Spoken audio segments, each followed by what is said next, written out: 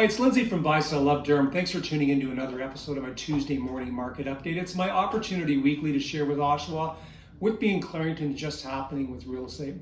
Now, for the last couple of months, I've tagged a blog post into these videos just to share a little bit of information about what's happening.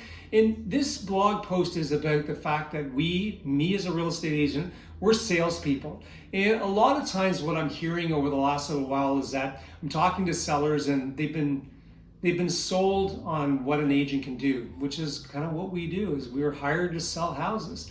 But sometimes the first sale is the sale to a seller to use the services of a particular agent. And this blog post is about some of the things that are shared with you as ideas to help sell that really don't serve the seller. And I'll give you a bit of a sense of what I mean by that.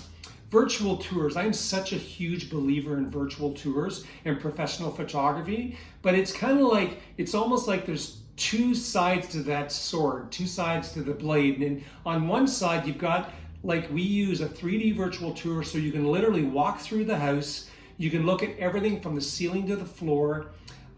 We've got floor plans attached, professional photography, and drone tours so that the client can really experience the home.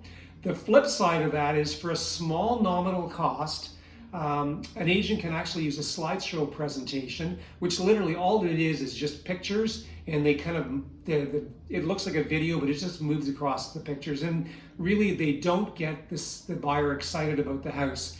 One is really expensive and one is really inexpensive. But when the seller is being pitched on which agent to use, if they don't know the difference, these are the things that don't serve you. So what I would suggest is really be critical about the person you're hiring to sell your house. Look at the marketing they're doing, get it in writing. So there's lots of ways to protect yourself, to know that when you actually have a sign on your yard, the agent's gonna do the right things to get the house sold. So let's just jump straight into the numbers for the week.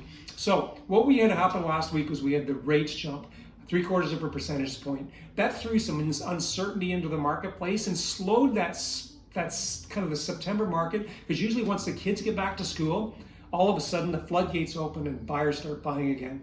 That kind of didn't happen over the last 2 weeks. And part of it was, the first week was anticipating a market, the rates jumping, and then last week the rates did jump. So what happened last week was we had 173 new homes come to market, so newly listed for sale. That's up from 148 the week before. Conditionally sold, we had 41 homes leave the market sold conditional, and we had 75 homes leave the market sold firm. So which means 116 total homes sold last week, and we had 176 sell the week before. So it just shows you that rate increase last week kind of got people sitting on the fence. I think as the next couple of weeks come by, what you're going to see is those buyers that should have bought last week will be out in force buying this week, the next week, and the week after. If you've got any questions, I can be reached at 905 area code 743-5555, or you can catch me at the email address somewhere on the screen, because my videographer sometimes puts it below and sometimes puts it above. Have a great week, Oshawa, Whitby and Clarington.